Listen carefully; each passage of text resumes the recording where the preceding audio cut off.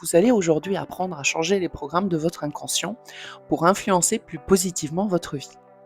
Il faut savoir que les programmes sont majoritairement faits de croyances.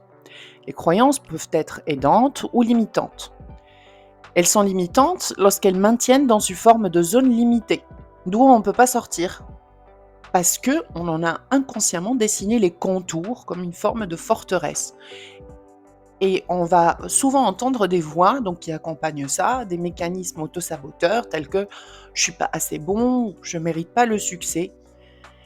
Et ces pensées limitantes, elles vont alors dicter nos actions et nous maintenir dans des schémas répétitifs et insatisfaisants qui vont agir comme des obstacles sur notre chemin et ils nous empêchent d'exprimer notre vrai potentiel. Mais voici la bonne nouvelle. Nous pouvons reprogrammer notre inconscient et changer les croyances limitantes pour les rendre positives et pour qu'elles nous soutiennent. Un exercice intéressant que vous pouvez faire est celui de l'échelle de croyances.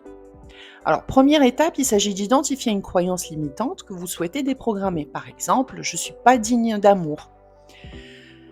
Ensuite, deuxième étape, visualisez une échelle avec des échelons numérotés de 1 à 10 représentant l'intensité de cette croyance. Donc 10 pour très intense.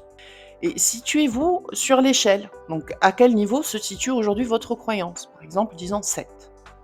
Maintenant, troisième étape, vous réfléchissez à des expériences et des preuves, des témoignages qui contredisent cette croyance. Par exemple, vous pourriez penser à des moments où vous avez reçu de l'amour ou de l'affection de la part de vos proches. Des moments où vous vous êtes vraiment senti digne d'amour. Ensuite, quatrième étape, donc une fois que vous êtes bien imprégné de ces expériences qui confirment le contraire, revoyez votre échelle et revoyez la note. Comment vous vous sentez actuellement? Et elle se situe où cette intensité? On est plutôt à 4-5 si vous étiez à 7. Et répétez donc ce processus régulièrement en ajoutant de nouvelles preuves positives à chaque fois. Et vous verrez votre croyance limitante diminuer au fur et à mesure du temps. Et votre confiance en une nouvelle croyance positive augmente. Si vous n'avez pas de réel souvenir de ces situations, visualisez-vous dans la version de vous-même que vous souhaitez être, celle qui est aimée, par exemple, dans ce cas.